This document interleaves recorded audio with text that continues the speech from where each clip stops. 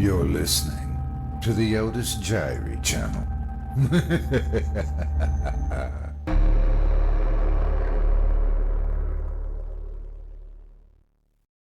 Cryptic Visions by Richard E. Harding. Chapter 1. Alice. Mark stepped from the train at Cambridge Station. The journey from London had imparted to him a sense of calm, generated by leaving the big noisy city to then emerge into the rural approaches of Cambridge. Returning to the city once more, he felt he had somehow come home. He thought back to his student days in the wonderful hot summer of '76. It was a city in which he could have spent the rest of his life, but his family, back at Hampstead, had looked forward to his homecoming. His parents, in particular his mother, wanted to show off their newly qualified son at those awful dinner parties she was so fond of organizing. It was now 6 years on, and he faced his most important job interview so far in his career. His father had unexpectedly died after suffering a short illness, and this had changed his mother's character completely. Alice could no longer cope with the things which had previously filled her life, and which had come so easily to her.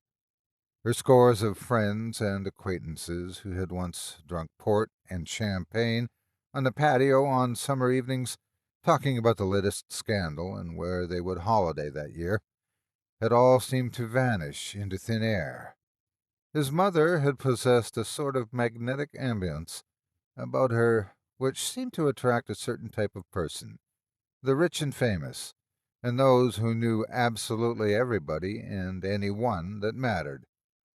During the last 2 years or so, since his father's untimely death, Alice had become almost a recluse, a total opposite of her former self.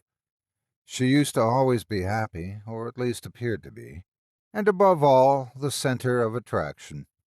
She was unstoppably outgoing and a supremely confident woman, perpetually organizing this and that, from bridge evenings to continental cruises.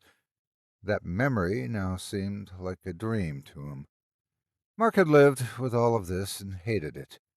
The lifestyle he was forced to endure was not at all to his liking.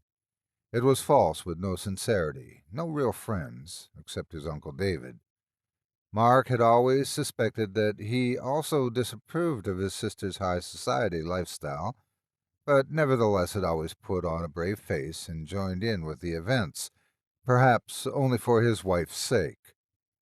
Mark and David always got along well together, talking for hours on end about the things in life which interested them both. They would talk of one day getting away from it all to lead a quiet, unhurried existence far from busy London.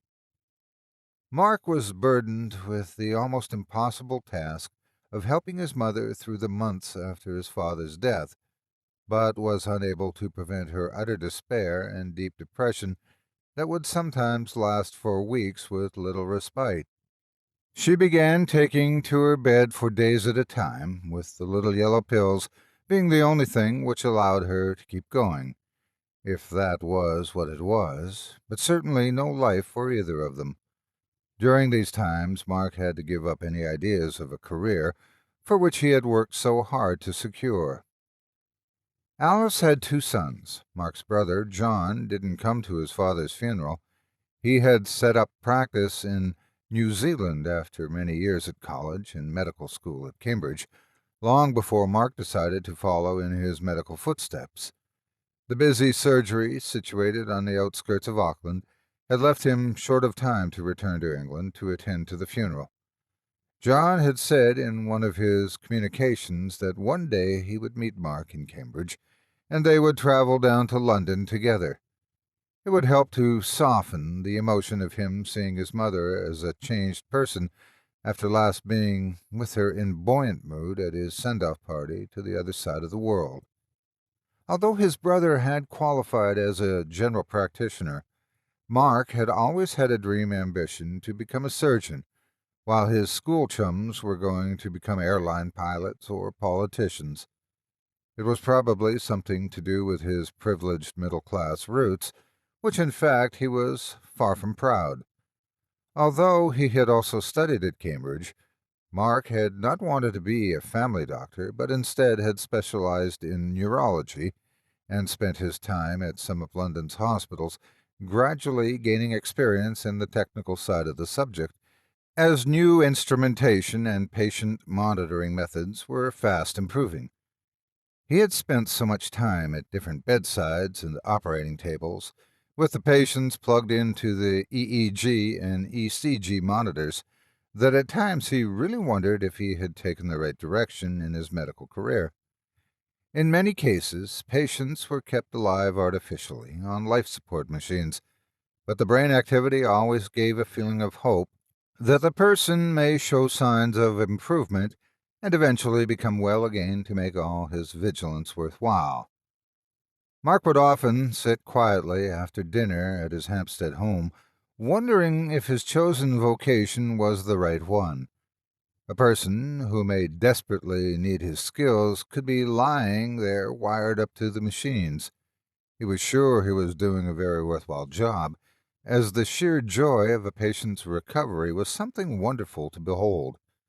He often thought of his father at times like this, and how things could have been had he regained his health.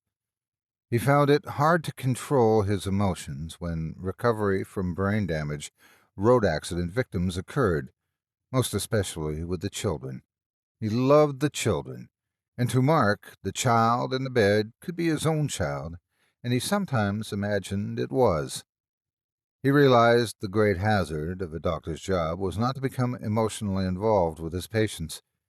He had to face the problem of having to hide, and how somehow suppress the real emotions he felt. This he knew he had to do in order to succeed. It was one of those mornings when he thought to himself that he desperately needed a break, a different daily routine. But lately most mornings he had thought like that. He glanced over to the letter basket to see a large white envelope. It didn't seem that long ago that he had waited at the bottom of the stairs as a child, eager for his birthday or Christmas cards to arrive into the very same gilded cage. Over the past few weeks he had been idly thumbing through the job sections of medical magazines and the internal information sheets at the hospitals he visited, and had applied for a few of them. This particular correspondence concerned a position for which he was offered an interview. This news immediately made his day seem like one he could cope with anything that was thrown at him. It was a vacancy for a medical physics neurology technician at Addenbrooke's Hospital in Cambridge. The very thought of living and working in that wonderful city again lifted his spirits. He had an immediate problem: Alice.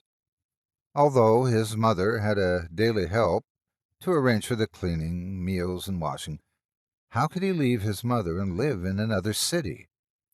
He pondered as to whether he should attend the interview, but quickly decided he must. It was a chance not to miss.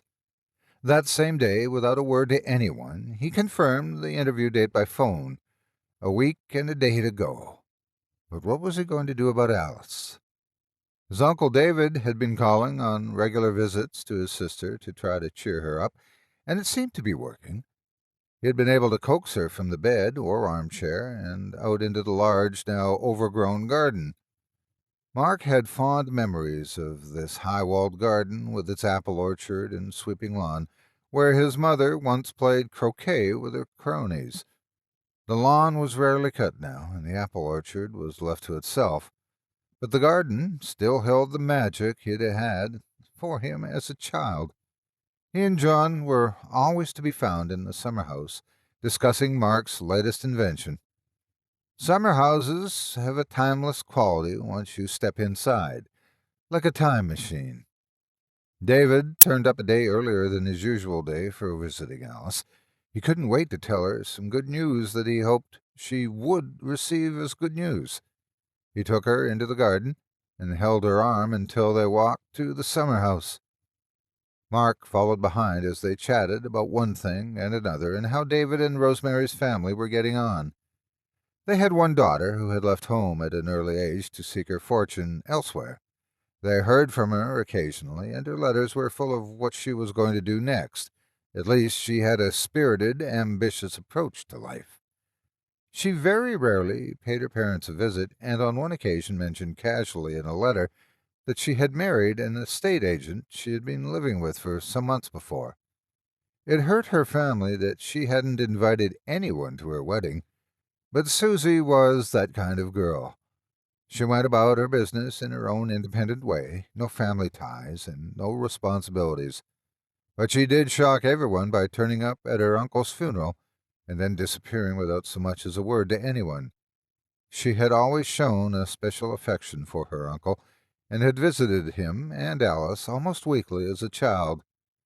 Strangely, the summer house held a fascination for her too.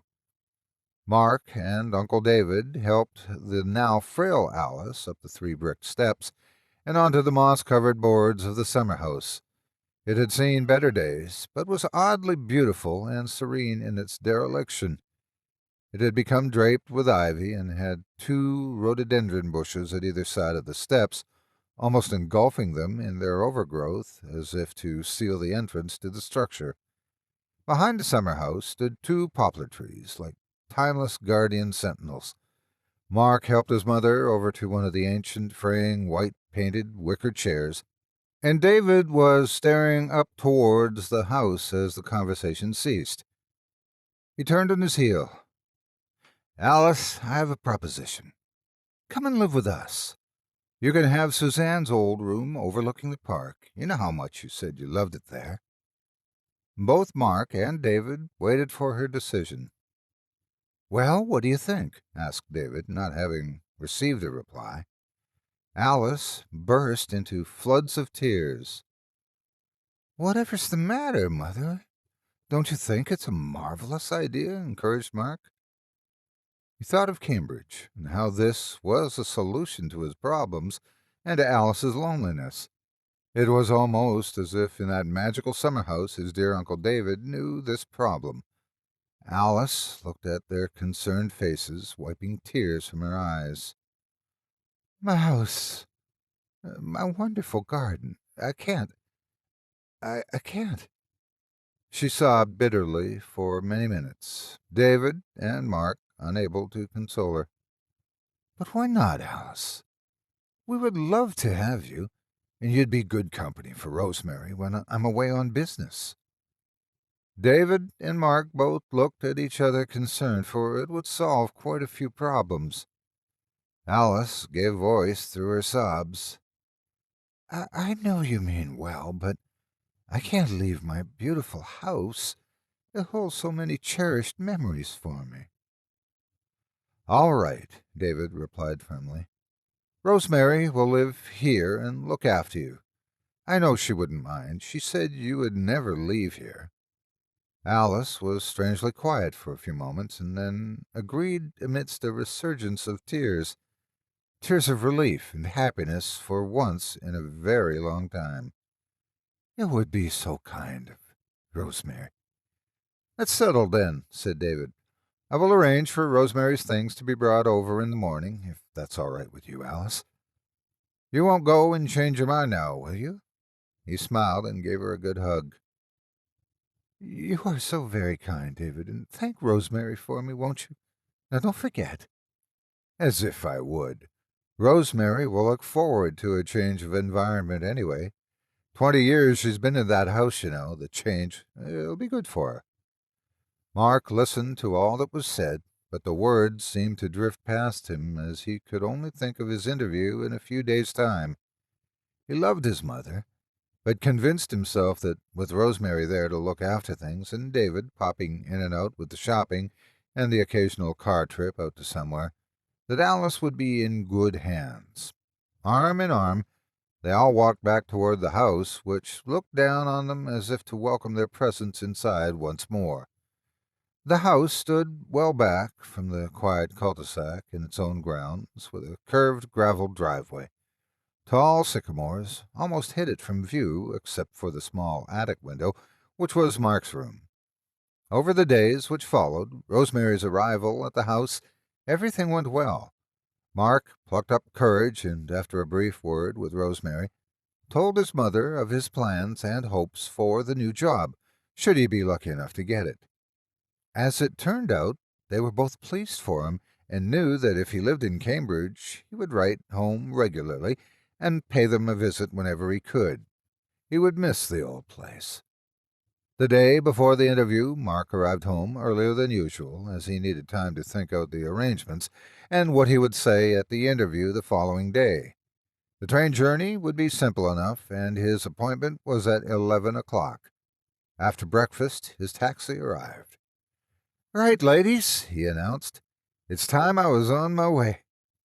"You'll get your job all right, don't you worry about that, my lad," Alice said triumphantly, as if she had arranged the whole thing without him knowing. Aunt Rosie nodded in agreement. Alice was always optimistic for others just lately, but never for herself. Perhaps this would change now she had a companion once again.